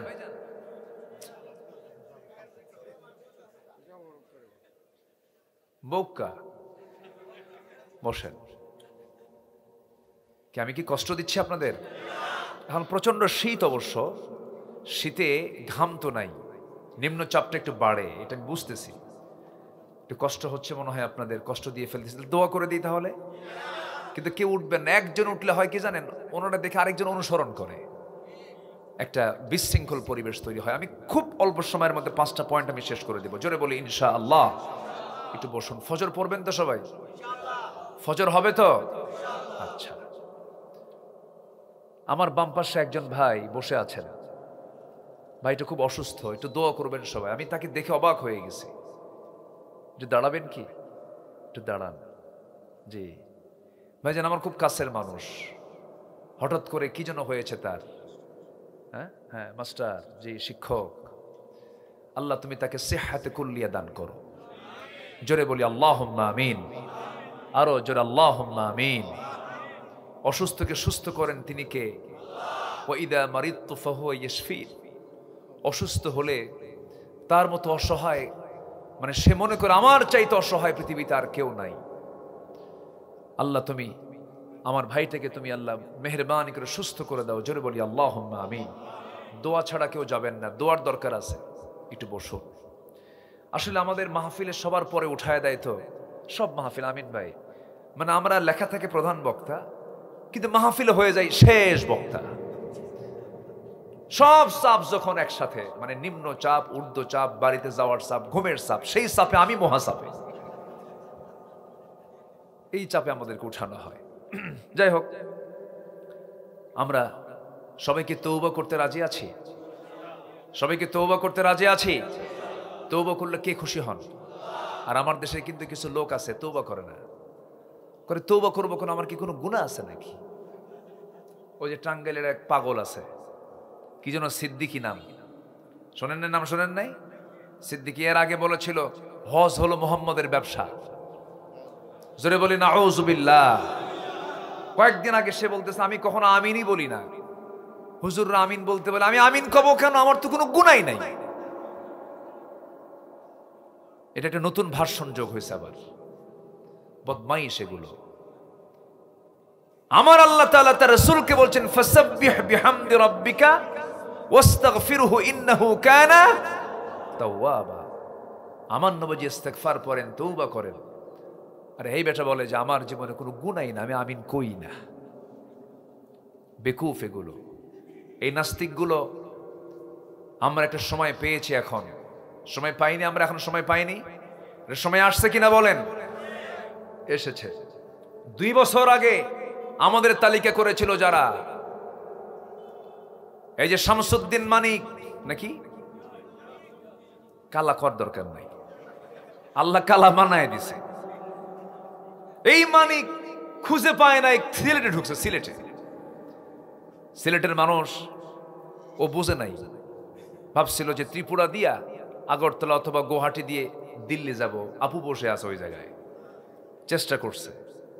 কিন্তু সিলেটের মানুষ খুব সুন্দর আপ্যায়ন করেছে, কলার পাতা দিয়েছিল, শুয়েছিল মাশাআল্লাহ ভালোই। কিন্তু এই কোর্টে হাজিরার দিন আবার কি কামটা করে ফেললো, একদম বিজি আউট। এই বদমাইশ 2 বছর আগে আমাদের তালিকা করেছিল, 116 জন আলেমের তালিকা করেছিল, আমরা নাকি রাষ্ট্রদ্রোহী, এর মধ্যে আমার নামটাও দিয়েছিল। এখন সময় এসেছে ওদের তালিকা করার। নাস্তিকদের জমিন কখনো তাদের জন্য হালাল হতে পারে না। এই জমিনটা কার? এই জমিনে নাস্তিকদের অবস্থান কখনো হালাল হতে পারে না। আত্মস্বীকৃত নাস্তিক আমার দেশে বহু আছে। আল্লাহকে মানে না, রাসূলকে মানে না, পরকালকে মানে না, রাসূলকে আল্লাহকে গালি দেয়, কোরআনকে গালি দেয়, ইসলামকে গালি দেয়। আছে না নাই? আছে। জেল ভরায়া দিয়েছিল বিগত 16 বছর আলেমদেরকে দিয়া, এখন ভরাতে হবে নাস্তিক কুলাঙ্গারদেরকে দিয়া।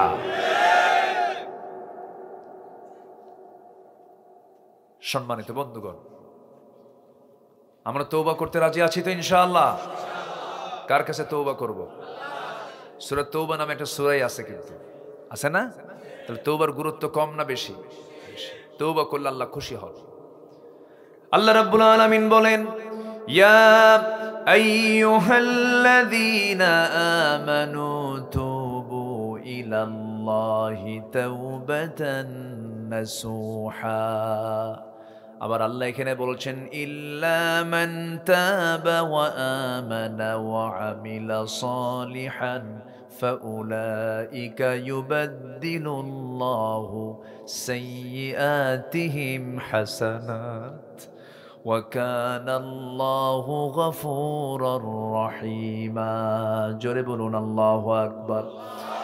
বান্দা তুই তওবা করবি, ঈমান আনবি, নেক আমল করবি, আমি আল্লাহ বলে দিচ্ছি বান্দারে, তোর জীবনের সমস্ত সাইয়্যাত গুলো, গুনাহগুলোকে আমি আল্লাহ সওয়াব দিয়ে পরিবর্তন করে দেব। আমি হলাম গফুর, আমি হলাম রহিম। কে কার কথা? আসতে বলবেন না, কার কথা? একজন মহিলা সাহাবীর কথা মনে হলো, নবীর সামনে এসে কান্দে। রাসূল বলছেন, মহিলা তুমি কান্দো কেন? হুজুর, জীবনে বড় একটা ভুল করে ফেলেছি, বড় মারাত্মক অপরাধ করে ফেলেছি হুজুর, আপনি আমার জন্য দোয়া করে দেন, এবং আপনার কাছে আমি শাস্তি নেবার জন্য এসেছি। ইসলাম তো শাস্তি নিশ্চিত করে দিয়েছে। এই অপরাধের কি? জেনা করছি। রাসূল বলেন, না তুমি করো নাই। হুজুর, আমি জেনা করে ফেলেছি। না তুমি করো না। জেনা করে ফেলেছি। আমার রাসূল 3টি বার তাকে মানা করলেন বাঁচানোর জন্য, কিন্তু মহিলা বলছেন, হুজুর বারবার বলবেন, লাভ হবে না, আমি তো নিজের আর সাক্ষী, সাক্ষীর কোনো প্রয়োজন নাই। রাসূল বললেন, সন্তান কি পেটে আসছে নাকি? হ্যাঁ, সন্তান চলে আসছে। রাসূল বললেন, কোনো উপায় নাই, সন্তান ডেলিভারি হওয়া পর্যন্ত তোমার উপরে কোনো আইন কার্যকর করা যাবে না, তুমি চলে যাও, বাড়ি ফিরে যাও। চলে গেলেন বাড়ি ফিরে। সন্তান ডেলিভারি হলো 2 দিন, 3 দিন, 4 দিন পর নয়, মাত্র একটা দিন পর নবীর সামনে হাজির হয়ে বলছে, হুজুর দেরি করবেন না, আপনি আমার উপর আইন কার্যকর করে দেন। রাসূল বললেন, সন্তানটা জীবিত না মৃত রেখে এসেছে? হুজুর সন্তান তো জীবিত, কোনো উপায় নাই, হাউলাইনে কামিলাইন, সন্তানকে দুধ খাওয়াও, সন্তানকে বড় করো, তোমার হক, তোমার স্তনের সন্তানের হক রয়েছে, যাও তুমি বাড়িতে। মহিলা আবার চলে গেলেন। আমার নবীজি তার জন্য দোয়া করে দিলেন।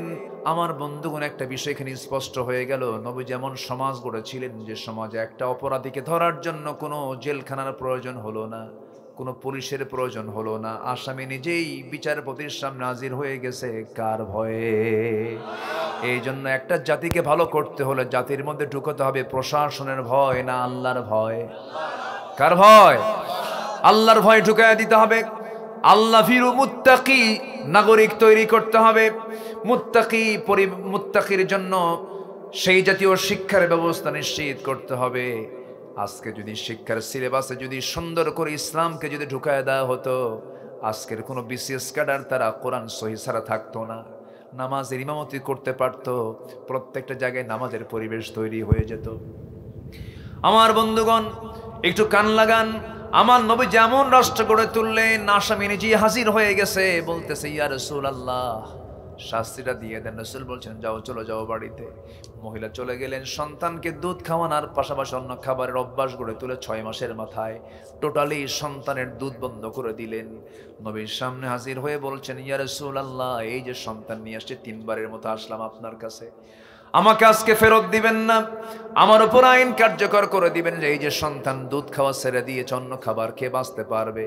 রাসূল সঙ্গে সঙ্গে আমার নবীর চোখে পানি চলে এলো। রাসূল সন্তানটাকে কোলের মধ্যে উঠায় নিয়ে হাতে উঁচু করে ধরে বলছেন, ও সাহাবীরা দেখো, এই যে সন্তান, এই সন্তানের লালন পালনের দায়িত্ব যে বান্দা গ্রহণ করবে, ফাহিয়া ফিল জান্নাতি কাহাতাইন, এই 2 নখের দূরত্ব আমি আর সেই ব্যক্তি অবস্থান করব জান্নাতের ভিতরে। সঙ্গে সঙ্গে কয়েকজন সাহাবী চলে আসলেন। সন্তানকে এক সাহাবীর কোলে উঠায় দিয়ে বলেন, সাহাবীরা নিয়ে যাও, মহিলাকে নিয়ে গিয়ে বুক পর্যন্ত পুঁতে রেখে সুন্দর পর্দার পরিবেশ করে তাকে পাথর মেরে শেষ করে দাও। ফারজুমুহুমা নাকালাম মিনাল্লাহ। যখন সাহাবীরা পাথর মারছিলেন, সাইয়েদনা আলী তিনিও পাথর মারতেছিলেন, নবীর কাছে এসে বলছেন, ইয়া রাসূলুল্লাহ, ওই মহিলা জেনাকারিনীর গায়ে যখন পাথর মারতেছিলাম, ওই মহিলার কিছু নাপাক রক্ত আমার গায়ে এসে ছিটকে লাগলো। রাসূল বলছেন, ও আলী, তুমি কার রক্তকে নাপাক রক্ত বলো? তুমি কি জানো ওই মহিলার রক্ত জমিনে স্পর্শ করার পূর্বে আল্লাহ রাব্বুল আলামিন তাকে জান্নাতের মেহমান বানায়া নিয়েছেন। কার রক্তকে তুমি নাপাক রক্ত বলছো আলী? যাও জানাজার আয়োজন করো। জানাজা আজকে কেউ পড়াবে না, ওই মহিলার জানাজার দায়িত্ব আমি রাসূল নিজে নিয়ে নিলাম। আমার নবীজি নিজেই জানাজার দায়িত্ব গ্রহণ করলেন, জানাজা সম্পূর্ণ করলেন। ওই মহিলা সামনে লাশটি রাসূল যখন জানাজা সম্পূর্ণ করলেন, এরপরে রাসূল সাহাবে কেরামকে নিয়ে একটা ব্রিফ করলেন। সাহাবে কেরামকে নিয়ে একটা সুন্দর বক্তব্য দিয়ে তিনি বলছেন, সাহাবীরা শোনো, কিছুক্ষণ আগে যে মহিলার জানাজা হয়ে গেল, এই মহিলা তার জীবনের শেষ সময় পর্যন্ত এই দীর্ঘ সময় যে পরিমাণ চোখের পানি ফেলেছে, যে পরিমাণ তওবা করেছে, যে পরিমাণ রোনাজারি করেছে, যে পরিমাণ ইস্তিগফার পড়েছে, এই মহিলার তওবা যদি মদিনার ৭০ জন গুনাহগারদের মাঝে যদি বন্টন করে দেওয়া হতো, ৭০ জনকেই মাফ করে প্রত্যেকের জন্য আল্লাহ রাব্বুল আলামিন জান্নাত দিয়ে দিতেন। আমার বন্ধুগণ, তওবার দরকার আছে না নাই? গুনাহ হবে আমাদের, মাফ করবেন কে বলেন? তওবার দরজা আছে না নাই? হাত্তা ইউগারগার। আমার বন্ধুগণ, তওবা কখনো ভোলা যাবে না। রাসূল নিজে বলেন, তুবু ইলাল্লাহ ফাইন্নী আতুবু ফিল ইয়াউমি মিআতা মাররা। তোমরা তওবা করো আল্লাহর কাছে। আমি রাসূল সারা দিনে 100 বারেরও বেশি বার তওবা করি। আমার নবীজির ঠোঁট নড়তো বেশি কার জিকিরে? আসতে বলবেন না, কার জিকিরে? রাসূল দীর্ঘ সময় কথা চুপ মেরে থাকতেন, কারোর সঙ্গে কথা বলতেন না। মাঝে মাঝে দীর্ঘ সময়, লম্বা সময় চুপচাপ থাকতেন আর জিকির করতেন, লা ইলাহা, আরো জোরে, লা ইলাহা, লা ইলাহা, লা ইলাহা ইল্লাল্লাহু মুহাম্মাদুর রাসূলুল্লাহ সাল্লাল্লাহু আলাইহি ওয়াসাল্লাম। নাম্বার 3, নেককার ইমানদারদের জন্য মহান রব্বুল আলামিন ক্ষমার ওয়াদা করেছেন। ওয়াদা করেছেন, কি করেছেন? ওয়াদা কি করেছেন? কার ওয়াদা? আল্লাহর ওয়াদা কি ভঙ্গ হতে পারে? আল্লাহ রাব্বুল আলামিন ওয়াদা করে বলছেন, সূরাতুল মায়েদা 9 নম্বর আয়াত। কয় নম্বর? 9 নম্বর আয়াতে আল্লাহ রাব্বুল আলামিন ওয়াদা করে বলছেন, ওয়া'আদাল্লাহুল্লাযীনা আমানু ওয়া আমিলুস সালিহাত লাহুম মাগফিরাতুন ওয়া আজরুন আযীম। জোরে বলুন আল্লাহু আকবার। ঈমান আনবে, নেক আমল করবে, আমি আল্লাহ রাব্বুল আলামিন ওয়াদা করছি আমি তোমাকে সুন্দর নিয়ামতে ধন্য করব। লাহুম মাগফিরাত, সাধারণ ক্ষমা ঘোষণা করে দেব। জোরে বলি সুবহানাল্লাহ। কার কথা? কার কথা? কোনো খারাপ কাজ করা যাবে? হারাম কাজ করা যাবে? কোনো গর্হিত কাজে কি যাওয়া যাবে?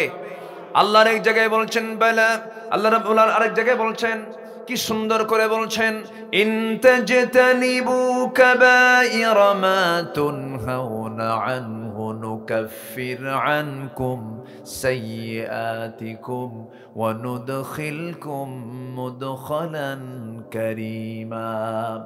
বান্দা, তুমি যদি ইন তাজতানিবু কাবাইরা, বড় বড় গুনাহগুলোকে যদি ছেড়ে দাও, আমি আল্লাহ তোমার ছোট ছোট গুনার দিকে তাকাবই না। আল্লাহু আকবার। নুকাফির আনকুম সাইয়্যাতিকুম, বড় বড় গুনাহ ছাড়বে, আমি তোমার ছোট ছোট গুনাহগুলো সব মাফ করে দেব। আলা উনাব্বিউকুম বিআকবারিল কাবাইর, আমি কি তোমাদেরকে বড় বড় কিছু কবিরা গুনার কথা বলবো নাকি? রাসূল বলছেন সাহাবে কেরামকে, সাহাবীরা বলছেন হ্যাঁ নাম ইয়া রাসূলুল্লাহ। রাসূল বলছেন 3টা বড় বড় গুনাহ জেনে নাও।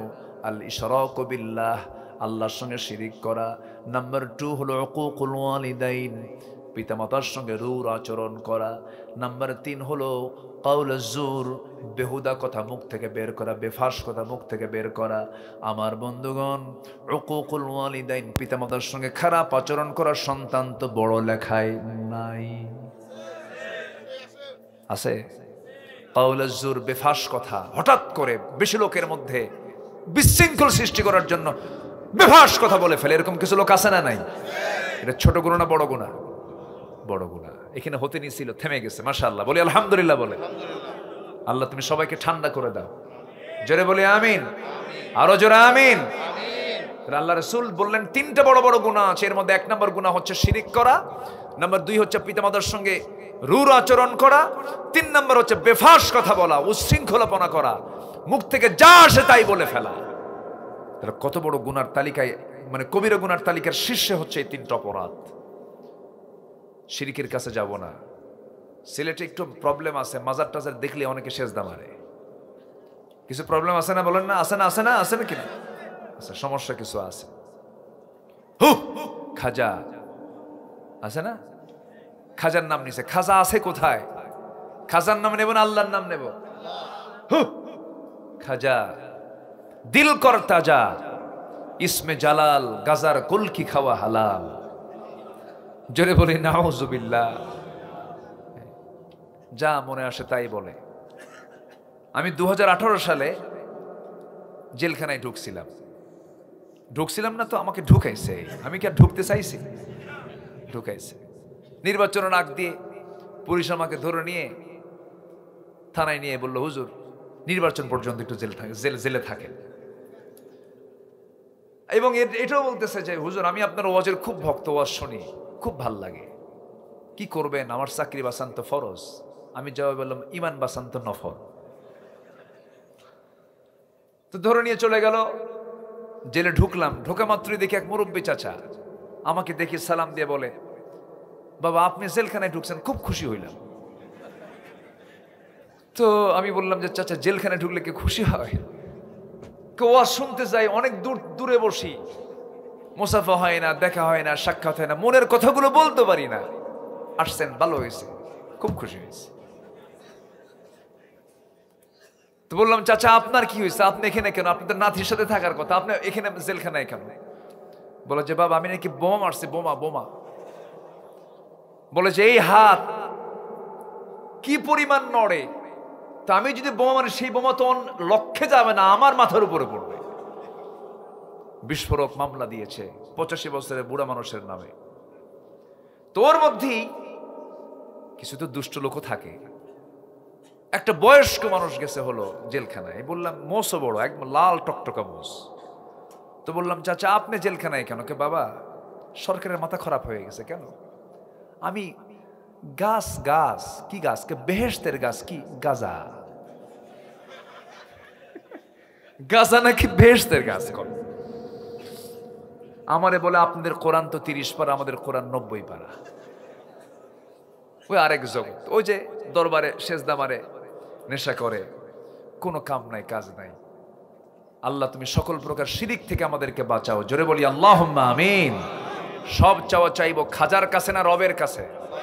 বাবার কাছে না আল্লাহর কাছে? কোন চাইতে হলে আমরা কি শাহজালালের দরবারে যায় যাবো না আল্লাহর কাছে যাব? শাহজালাল চেয়েছেন কার কাছে? আল্লাহর কাছে। আমরাও চাইবো কার কাছে? আল্লাহর কাছে। উনি কার বান্দা? আমরাও কার বান্দা? জায়গা একটাই চাওয়ার। জায়গা কয়টা? যাদের জায়গা দুটা জায়গা, যাদের চাওয়া তারা মুশরিক, তারা মুশরিক, তারা মুশরিক। চাওয়ার জায়গা কয়টা? ওয়াইদাস্তাআনতা ফাস্তাঈন বিল্লাহ। চাইবা আল্লাহর কাছে চাইবা। জুতা ছিঁড়ে গেছে তাও কও, সমস্যা যা সমস্যা তাই বলো, আল্লাহ তোমার সমস্ত সমস্যার সমাধান করে দিবেন। জোরে বলি সুবহানাল্লাহ। বাপ মার সঙ্গে খারাপ আচরণ করা যাবে? আস্তে করা যাবে? শেষ বয়সে বাপ মার টাকা দরকার না সেবা দরকার? ধনী ধনী পরিবারে টাকা দেয়, বৃদ্ধাশ্রমে রাখে আর টাকা দিয়ে আসে, ভালো করে আমার আব্বা আম্মার খেদমত করো, তোর জাহান্নাম যেতে হবে। বুড়ো বয়সে টাকা লাগে না বাপ মার, বুড়ো বয়সে সেবা দরকার হয়। আল্লাহ বলছেন ফালা তাকুল্লাহুমা উফ ওয়ালা তানহারহুমা, মানে তোমার বাপ মার সেবা করার সময় এই জাতীয় আচরণ তোমার বাপ মার দ্বারা আসতে পারে, তুমি শব্দ করতে পারো, ধমক দিতে পারো। এই জন্য ওই খেদমতের সময় যেন এই ধমক না আসে, শব্দ না আসে। আল্লাহু আকবার বলেন। ইনদাকাল কিবারা, বুড়ার সময়। কি সময়? বাপ মা যখন বুড়া তখন আমরা ইয়াং, আর আমরা যখন ছোট, অর্থাৎ আমরা ছোট বাচ্চাদেরকে বুড়ি কই না, বুড়ি বলি না? ছোট বাচ্চাকে আদর করে কি বলি? বলে নাকি এলাকায় বলে নাকি? বলে বুড়ি। হ্যাঁ বুড়ি বলি না? এই বুড়ি।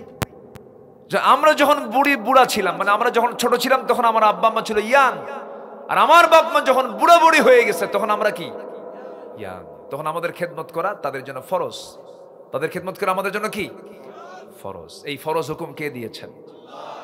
নাটোরে এক মাহফিল, এক বৃদ্ধা মা ৭২ বছর বয়স, লিখছে আমার বয়স ৭২ বছর, লিখছে হুজুর আমার সালাম নেবেন, আমার একটা মেয়ে বিয়ে দিয়েছি, 3টা ছেলে আমার, 3টাই বিয়ে করেছে, তাদের বউ আছে, ওদের ঘরগুলো আমার ঘরের চতুর্পাশে, মাঝখানে আমার ঘর, আমি নিজের রান্না নিজে করি, আর আমার 3 ছেলের ঘর থেকে 3 বাড়ির 3 হাড়ি থেকে রান্নার গন্ধগুলো আমার নাকে এসে ধাক্কা খায়।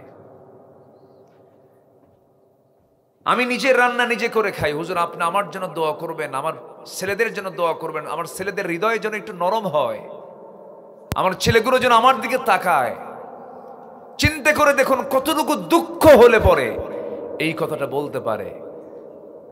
অথচ সেই মা ওই 3টা ছেলেকে এক হাড়িতে খাওয়াই দিয়েছেন, অথচ 3 সন্তানের হাড়িতে 3 হাড়িতে এক মায়ের খাবার জোটে না। শুধু কি আফসোস না বড় আফসোস? বড় আফসোস। কেন জানেন? ইলমে দ্বীন না থাকার কারণে। আমি কসম করে বলতে পারি, চ্যালেঞ্জ দিতে পারি, পৃথিবীর কোন বৃদ্ধাশ্রমে আপনি কোন হাফেজ আলেমের বাপ মাকে পাবেন না, খুঁজে পাবেন না আপনি, আই ক্যান চ্যালেঞ্জ। কিন্তু ডাক্তার, ইঞ্জিনিয়ার, জজ, ব্যারিস্টার, প্রশাসক, এদের বাপ মা ভরি ভরি আছে, নিজের চোখে আমি দেখেছি এগুলো। এর মূল কারণ হলো দ্বীন ইলম না থাকা। এজন্য সন্তানদের খেদমত যদি পেতে চান, বুড়া বয়সে বিপদে যদি না পড়তে চান, দ্বীন ইলম শেখানোর দরকার আছে না নাই? আছে। আল্লাহ তুমি সবাইকে বোঝার তৌফিক দাও, জোরে বলি আমিন।